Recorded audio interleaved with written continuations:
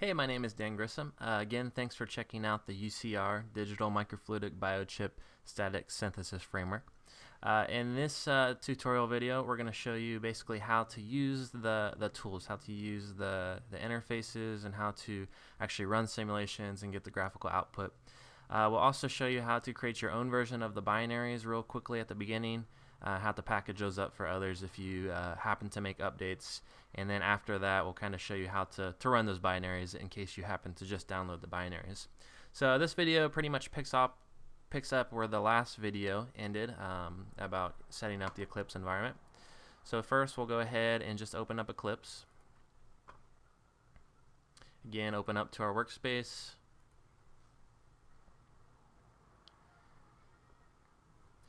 And we have, again, the Java project, 2 Java projects, and then our C++ project. So let's go ahead and real quick, we're just going to open up the C++ project. And we'll go down to source, and we'll go down to main. And the main thing we want to make sure when we're running, when we're getting ready to produce some binaries just to hand off to someone or to use alone, we need to make sure that the usage statement is on.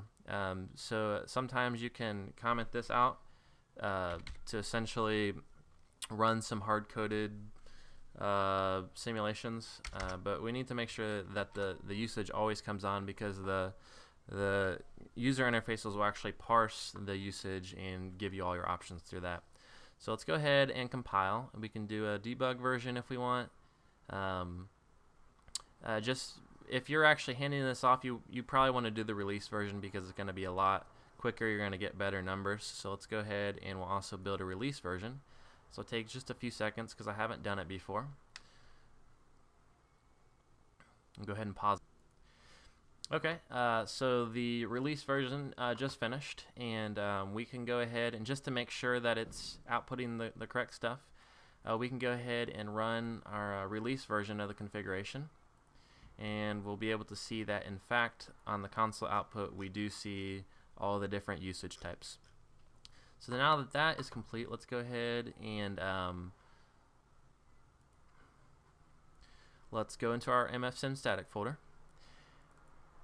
And in our mfsimstatic, we will see in the release folder we have this binary right here. Okay, now if you go back up one directory to just the mfsimstatic, you'll see there are 2 jar files, and these files are the different Java GUIs that we have to use. So the whole project essentially in its binary form consists of 2 jar files and then a binary, an executable binary. So I can copy this and add it into this folder if you like.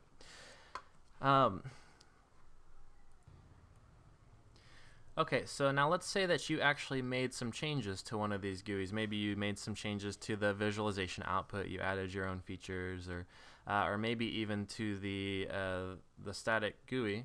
You maybe added your own features and you want to repackage those up. So real quickly, I'll show you how to do that. Basically, you're going to come in to your project on the DMFB sim visualizer, and again, if we want, we can run this to see this is kind of what it looks like, right? So if we right click on this and then we just go down to export, and we go into the Java, and then we just choose runnable jar file, click next, and then you want to just package required libraries into generated jar, and then you just want to choose the project that you're using. We're exporting the DMFB sim visualizer, so again, just give it that name, DMFB sim visualizer. And go ahead and click, let's see, I guess we need to give it a location. I'll just put it on the desktop. Give it a name. There we go. And click finish, and it will go ahead and output the file. So then we can go ahead and put our new version in here and overwrite that. And then again, let's do that for our mfsimstatic GUI. So again, this is if you happen to change maybe some of the source in here and you added some new features or fixed a bug or something. So we'll go ahead and we'll export this project as well.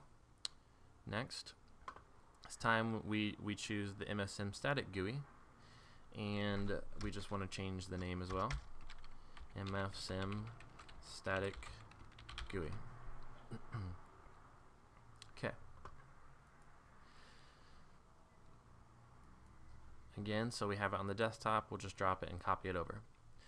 Alright, now if you want to create just a simple folder for binaries to just hand off to someone to run experiments, it's very simple. We just need a few folders and a few files. So using the executable that we just created, let's go ahead and just create a new folder over here. We'll just call it mfsim binaries. Open that up. So let's copy our 2 jar files and our executable.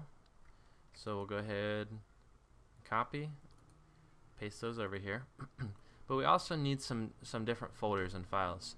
So if we're running a simulation, we need to run different assays. So I have an assay folder with all kinds of different pre-made assays that we can use, and I also have an architectures folder with different pre-made architectures. So go ahead and copy those 2 directories and just paste them over. And then lastly, we need the output directory, which will contain that's where the simulation output will go.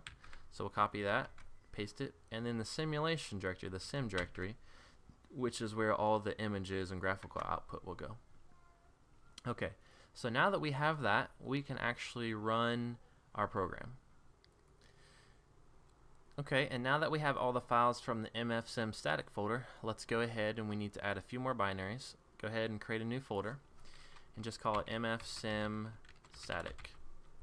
Okay, now let's go ahead and put all of the things we just created into that folder. And then let's create one more folder, which is a shared folder. And we're basically just mimicking the setup that we already have over here. And we'll just copy this over. Actually, we really just need the graph V's and the mincoder. So copy those. Again, the graph V's is what allows us to draw the assays that are represented as DAGs, and the mincoder is what will create the movies. Okay, 2 more things that we can also add in the mfsim static is these simple bat files, which will also help in movie creation. Okay, so again, this is if you're just if you're actually creating your own binaries to hand off, this is kind of the process. If you just downloaded the binaries from the website, then you would essentially start right here. You'd have this folder with all these files already ready and available to you.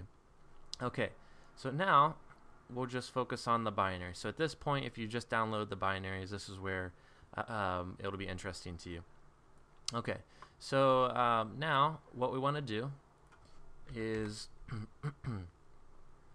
kind of look at our files here. We have different assays, and if you open up the assays, you'll see that all an assay file is simply a bunch of nodes and edges. It tells you when an operation occurs, what type of operation, and how they're connected. These are all described in the source code. In the help folder, there's a file that basically describes the language that we use in all these different files. You know, you can see as we look at bigger assays, we just have more nodes and more edges. The other type of files that we have are the DMFB architectures, and you can see if we open up this 15 by 19, it just has different parameters. We have a dimensions, which tells us the size of the array that we're using, so we can change this to a 20 by 20 or a 10 by 10 very easily. This will tell us the location of any detectors. This says there's a fixed resource. It's a detector. It's at the top left is at cell 28, and the bottom right is at cell or electrode 510. And so we can specify inputs, outputs, and all kinds of things like that. And again, this format is completely specified. If you look in the source code, you'll find a help file. In the help folder, you'll find a file that basically describes the different formats and what each of these parameters is if you want to change the architecture or the assay. Okay, let's go ahead and run a simulation now, and I'll step you through how you go ahead and generate simulations and output. So there's 2 different ways that you can run a simulation. One is via the command prompt. If you enjoy using the command prompt, then feel free to open up command prompt window like this. Just navigate to the directory, so I'll say change directory, and go ahead and just run mfsim static, hit enter, and you'll see you'll see that we have essentially a usage statement. It'll show you what's your different options, how you can, what options you can call, and things like that. Okay, so I'm going to show you the GUI, which basically calls, all it does is it's a Java wrapper which calls this C++ executable. And so if we open up the MFSim static GUI, it'll open up a Java GUI. And we can choose from a different binary. Now this will automatically look in the immediate directory and it'll find this file. But also if you have a debug folder and a release folder, it'll look through there and it'll find those to give you different choices. And this is for if you're actually changing the code frequently, then you don't have to, you know, copy the file over each time. So you can see all these combo boxes are empty. If we go ahead and just click select binary, it'll actually go ahead and it will call that file once. It'll generate this MFS, which is what it's actually calling, and you can see it just copied it. But it basically parsed through the usage and gives you all your options. It tells you what schedulers you have to use, what placers, what routers, what compaction types, and so on and so forth. So let's go ahead and run an entire flow. You can see we can either run a flow, we can run just the placer, we can run just the placer, we can run just the scheduler, or just the router. And for now we'll just run the entire flow. And let's go ahead and we'll say let's just pick a simple list scheduler, and for the assays we're gonna just pick this PCR assay that's commonly used in the literature. For the architectures we'll want to use I'll go ahead and pick this 15 by 19 B1, and basically this assay, I need to use this architecture because it has the proper inputs, it has the proper reservoirs labeled with the proper fluids that are required by this PCR. For the placer, I'm just going to use the fixed placer, and for the router, I'm just going to use a simplified Roy's router. For compaction type, I'm going to choose to add stalls at the beginning of routes, and then I'm going to do a full simulation. So these choices are essentially this option, fixed quick processing engine, will not make droplets move around in the modules while they're being mixed or detected, or it will essentially kind of skip that phase. And then the full simulation, which is what you'd really need to run an assay, actually draws the droplets being moved around each cycle. In execution type, we have three options. Simulation execution generates all the simulation output files. Program execution generates a file that can actually be used by another program we've generated that can actually be hooked up to a digital microfluidic biochip and actually activate the electrodes. And all execution just generates all those files. So now that we have everything selected, we can go ahead, and before I click synthesize, I want to show you the output folder. Right now it's empty. This is where all the intermediate routing and placing files will be used, or will be placed. And then also we have the sim folder, which is also empty. But for now, let's keep it in the output folder. And when I click on synthesize, you'll see that it actually gives me the results here in this window. It'll tell me what exactly I ran. It'll tell me that list scheduler gave me a schedule of 12 seconds. On this particular machine, it took 0 milliseconds to schedule, 0 milliseconds to place, and 0 milliseconds to route. The number of cycles spent routing were 64, and we're done. If we look over into the output, you now see it's generated all these different files. So for simulation output, that's essentially what we just read. If we open it with maybe just WordPad, you'll see it's formatted like we just saw it there. So that way it's saved and easy for you to access the results of the simulation. We also have these intermediate files, and so if we just let's see, arrange these dot files are the files that actually describe the different DAGs, and I'll show you these in a second. This file right here is the actual electrode activation. So if we go ahead and open this with a program, we can see that it's essentially saying that each cycle it tells you exactly which electrodes to activate. So this can be sent directly to a digital microfluidic biochip. And then we have these intermediate interface files. This file is basically the input. This is the DAG that we gave it. It just rewrites that file. This is the this is what was done by the scheduler. So this file is the output of the scheduler and the input of the placer. This file is the output of the placer and the input of the router. And then these two files are the output of the router. The first one gives kind of a compact view of routing, and then the second one gives a more precise view of routing. And I'll show you these with the graphics visualizers.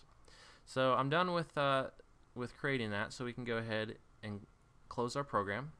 Let's go back, and then we will open up, this time, DMFB Sim Visualizer. Okay, so now this is the jar file that will actually create the different outputs for us. So now let's go into the Sim folder, and here we can see we have all these different visualization types. Now if you just choose a different one, it will kind of give you a preview. Now this isn't actually parsing a file, these are just kind of previews of what type of output to expect. So you can see we're going to produce a DAG there. Here we're going to produce some kind of simulation visualizations. Here we'll do some routes and maybe a 2D placement, and then finally this option will show a 3D placement. So let me run through each of these real quick and kind of give you an overview of what's going on here. So you'll see as you select a different visualization, it'll actually change the file here. So it's actually looking into the output directory and grabbing the most recent applicable file. So for the unscheduled DAG, this will essentially just show us, it will show us what the assay looks like in its most basic form. So if we click visualize, you'll see that we've generated an image over here. So this is the PCR assay that we simulated, or that we ran through the simulator. So you see it just shows you what your different outputs are. It'll show you the mixing operations, how long, what their names are, things like that, the output. So this gives you a picture of what the assay is doing. So again, this assay is pretty simple. You have 2 inputs here mixing, 2 inputs here mixing, 2 inputs here mixing, 2 inputs here mixing, and then the results of those 2 mixes mix, and so on and so forth. So we have essentially 8 droplets being mixed together. Okay, so that was the unscheduled DAG. Now we can go ahead and click on scheduled DAG. We can visualize. You'll see it creates a new image over here. And this is essentially the same, but now we've added scheduling information to it. So now we can actually see when in time each of these operations are scheduled. So you can see from time 0 to 2 time steps, which in our case a single time step happens to be 1 second. So you can see for all these input or dispense operations, they're all dispensing from time 0 to 2. And then you can see that these 4 mixes are happening from time 2 to 5, and then so on, 5 to 8, 8 to 11, and then the output happens at time 11, on the 11th second. Lastly, we can do a place DAG, which gives you a little bit more information. It's not as useful anymore because we have some better techniques, but it basically just tells you which module that each of these operations is bound to. Okay, so now that we've looked at the scheduling part of the visualization, let's go ahead and look at the placement.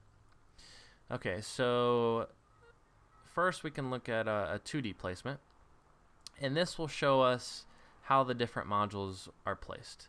So again, if we bring up this last graphic and just kind of hold it around for a second, we can go ahead and visualize our placement, and you'll see that that will generate a number of images here, and they're labeled 0, 1 for each time step. So this is the image for 0, the 0th time step. This is the image for time 1 to time 2, and so on and so forth.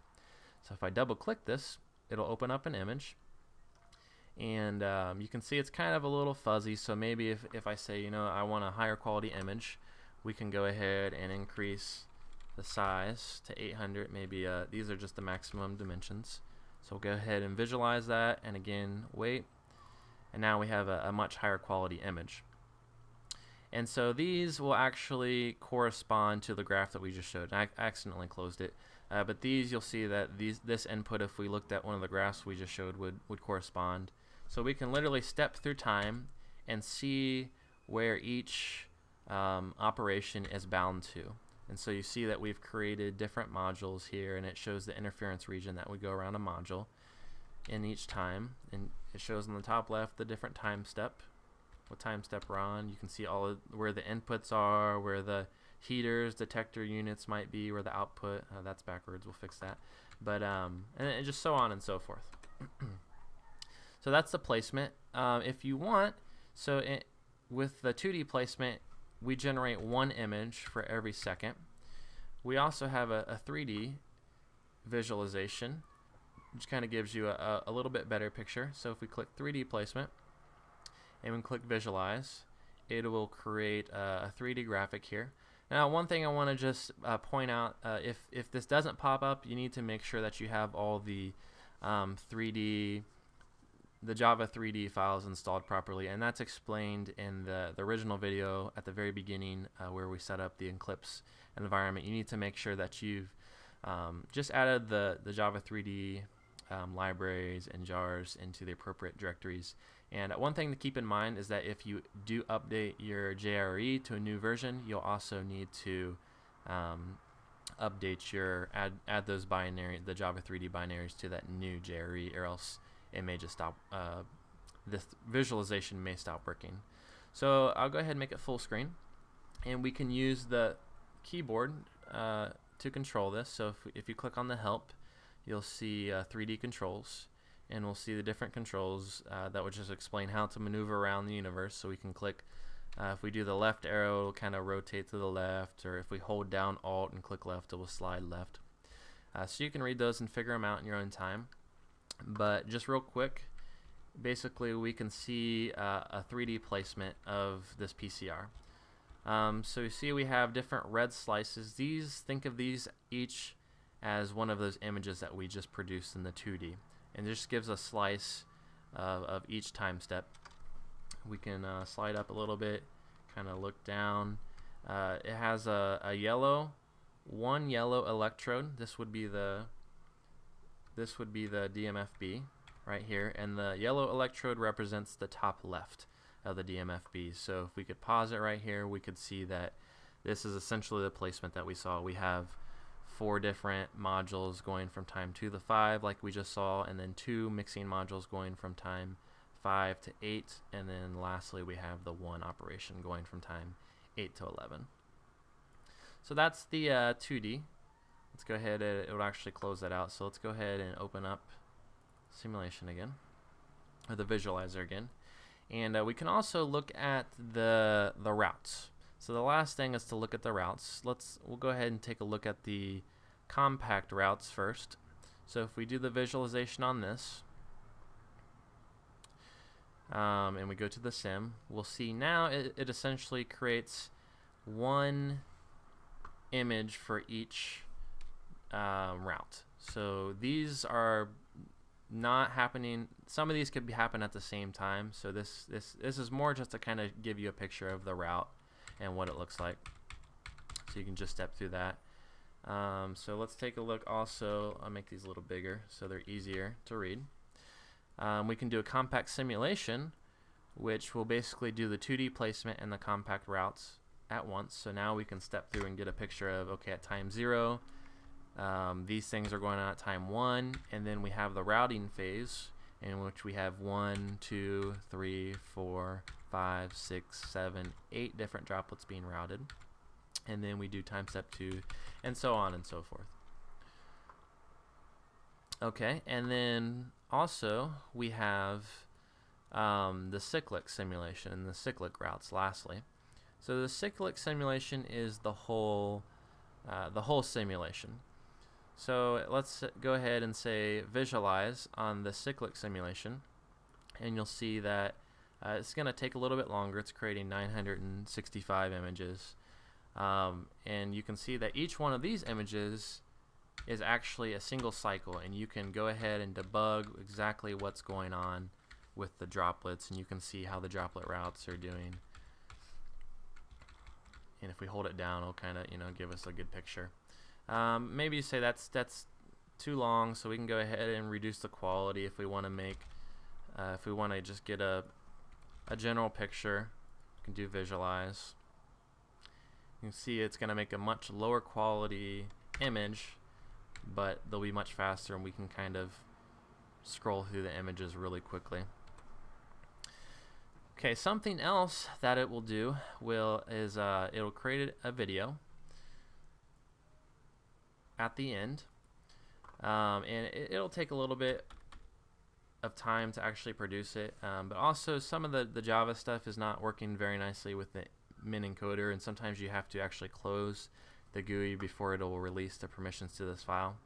If that's the case, you can always come back and just use these bat files, and by double clicking this, it'll basically use all the files in here to create a movie. You can either do a low quality or a high quality. So if we just click the high quality, that was not good. Let's just do the low quality here. Now we'll see that we have a movie that we can use, and this is just small because the images we use are small.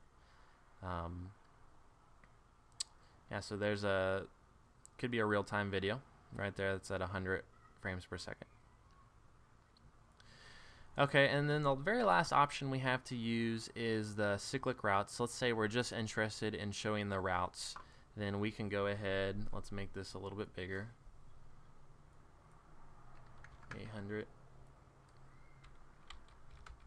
by 800. And this time we'll say visualize, and you'll see it will go a lot quicker. It'll just draw a few, then it'll kind of skip to the next routing phase. It'll skip to the next one.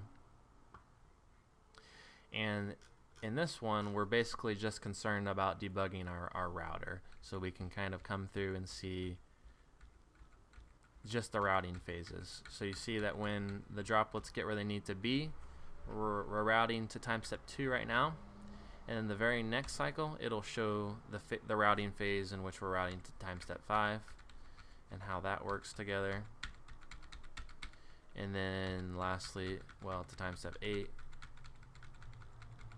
and then to the output. Alright, and that pretty much sums it up. Thanks again for checking out the microfluidic simulator. Thanks.